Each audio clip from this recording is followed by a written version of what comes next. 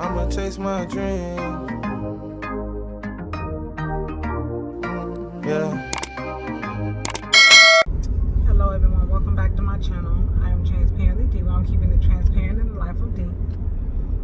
I am just coming to y'all with a short video. Baby G is now 5 weeks and 4 days, but I am leaving my 6 weeks appointment. Everything was cleared and good and ready to roll.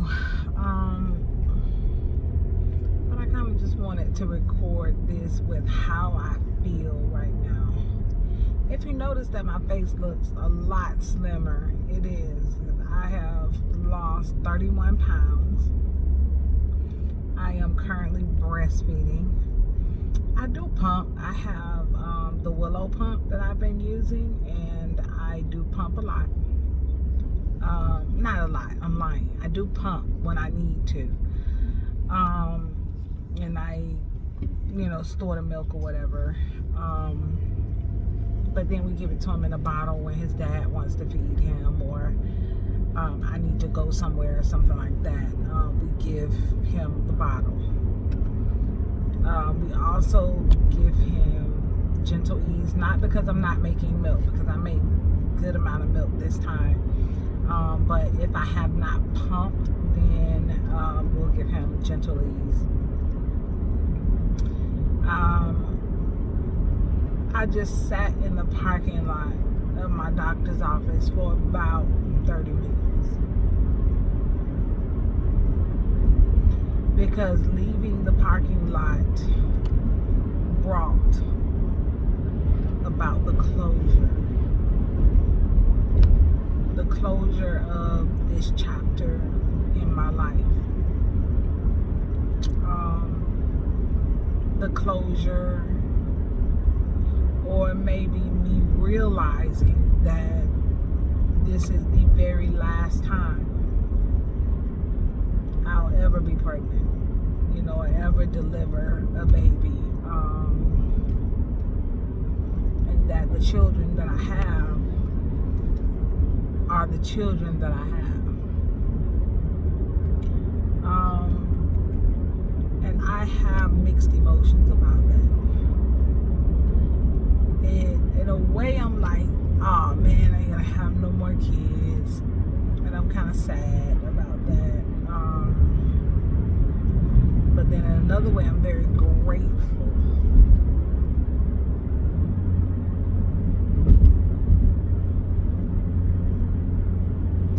I've spoken on my channel before about making permanent decisions based on temporary situations, and my tubal ligation was a permanent decision based on a temporary situation, and without the help, without the kind heart, without the financing of CNY Fertility, who is headed by Dr. Robert Kiltz, I would not even have the 2 children that I have. I would not be able to just dish out $30,000 and $40,000 for IVF. But because of the kind heart and because of the soft place in his heart, Dr. Robert Kiltz opened his clinic, and I now have an additional little girl and little boy, thanks to Dr. Kiltz and the staff at CNY Fertility.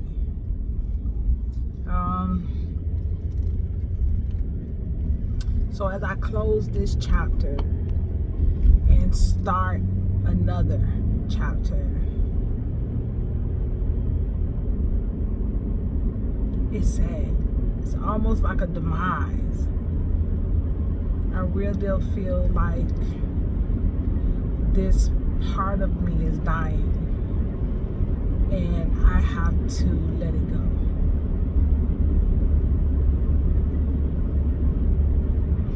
Would it be wise to continue to have more children? No. I am up in age, and being a mom of a toddler and a new baby is tough. Oh my goodness. I don't know why I don't remember it being this tough with my 23 and 22-year-old, because they're exactly 1 year and 2 weeks apart. And I don't know why I don't remember it being this hard. Maybe it's because I had my dad and my grandmother that was helping me. But God, this is a hard thing, having a toddler and a newborn. My God.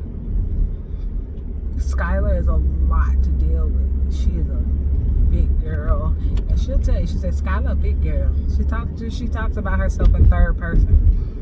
So she said, Skylar a big girl. Yes, Skylar's a big girl. It's just difficult having a toddler and a newborn. She wants to sleep up under me and lay up under me, but I have a baby, so I can't, and then when I do, I just don't go to sleep. I just let him sleep up under me. He be on one side, she be on the other side, and I'm just up, but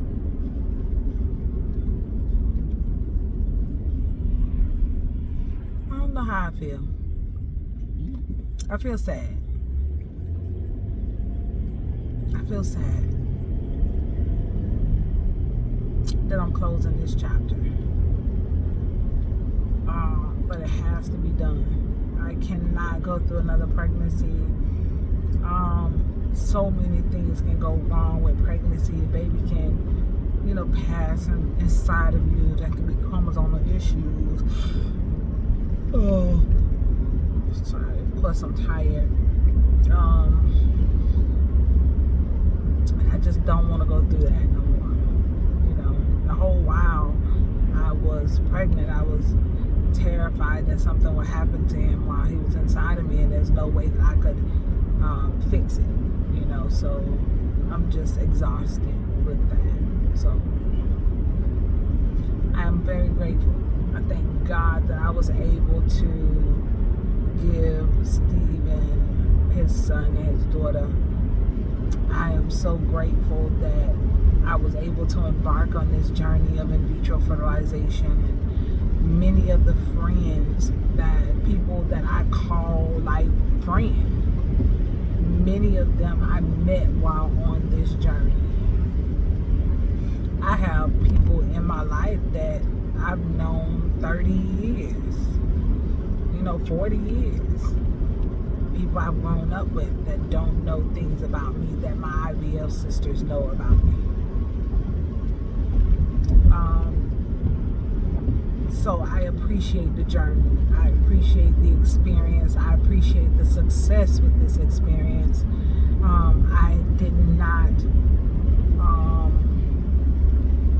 experience any heartache throughout this journey. I didn't have any failed cycles. I didn't have any transfers that didn't work. Every time I did an egg retrieval, I was able to get eggs. Even with my AMH being low, I was able to get eggs. And I did ovulate some out, and I only got 3 the last time, but all 3 made it to day 5, and all 3, came back PGS tested normal. So I'm still grateful even for that experience. I know it gave me a different light. It made me see motherhood and infertility and women who can't have children in a different light. Because before I would be like, oh God, girl, I can't believe you going through all that, because I didn't understand it. But now I have a clear understanding about it, and hopefully I can use this experience to help somebody else.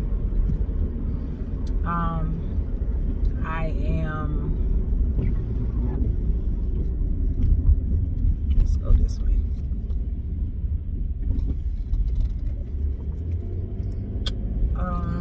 What else I want to tell y'all? I'm breastfeeding. It's not hard. He's real good latch. Like, he latch really, really well. Sometimes he does not empty my breast, so I have to pump and get the milk out.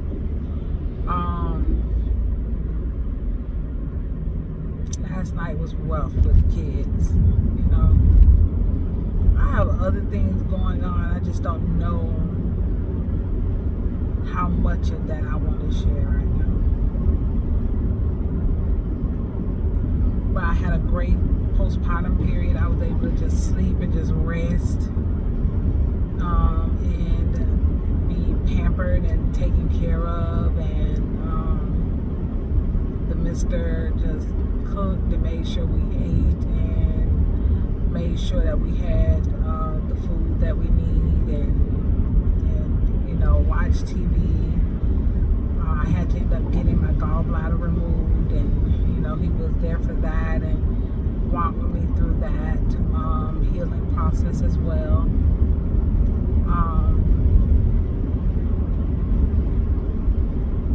So I'm happy about my postpartum period. My postpartum period was great. Now I'm thinking about my returning to work. And I don't know. I know I have to return back to work. I just don't know what I want to do. I don't know if I want to go back to my work at home job, but I probably will, because that's probably the best option for me right now, is to go back to my my work at home job. The money is just phenomenal.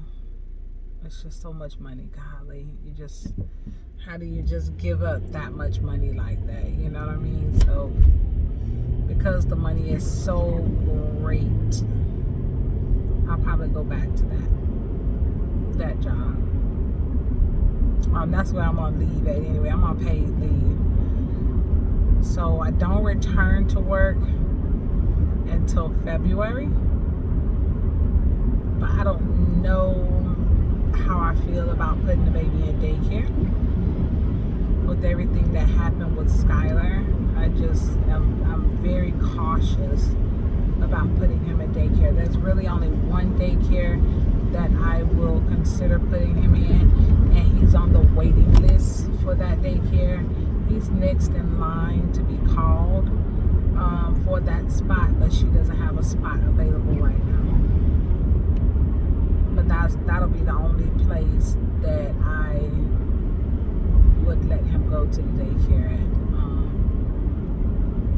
So I'll be returning back to work, probably working from home, and keep the baby at home with me until I get him into that daycare. And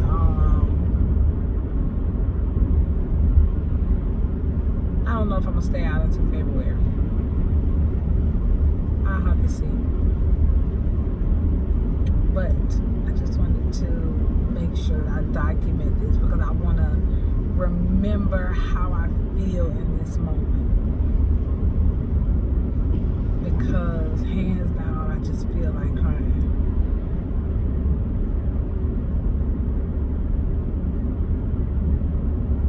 You would think, like, you got 6 kids. You know, your kids are older. They're going to start having children. And, you know, you'll be a grandmother to their children. So you would think that this would be a blessing, or that I would be happy, you know, but I'm so sad. I'm so sad that I won't be having any more kids. So if I'm this sad about me not having any more kids, I can only imagine what my other IVF sisters who's never had children feel like, who's never been pregnant or had miscarriages, or the embryos didn't take, or they did take but it was a chemical pregnancy or whatever. I can only imagine how they feel. So that's why I'm trying to stay grateful in this moment. But I'm so sad. I'm so sad. It was so hard for me to drive out of that parking lot. I just sat there and I was just holding G and just like kissing on him and stuff, and like it was so hard for me to leave that parking lot. And she asked me, she said, so do you have more embryos? Are you planning on, having more kids? And I was like, well, we do have more embryos, but I don't plan on us having any more children. I think we're good on the kids right at this moment. Now it's time to live. Now it's time to raise these people who we've created and love them and nurture them and bring them up in the church and give them back to God, and just live life. Whatever life has for us, it's time for us to live it. And I'm all for that. So thank you so much for listening to me, for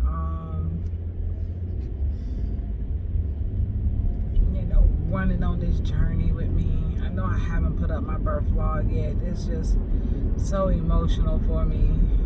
I have not put it up yet, but I will.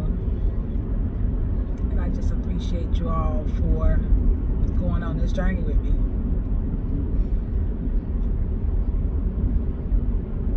And we're gonna stay positive and keep the faith. You know how we do it on this channel. Keep your faith on fleek. And always remember, strive to be on top, because the bottom is already too crowded. Peace. My dreams, everything alright, everything alright. I'ma chase my dreams, everything go right, everything go right. I'ma chase my dreams, everything alright, everything alright. I'ma chase my dreams, everything alright, everything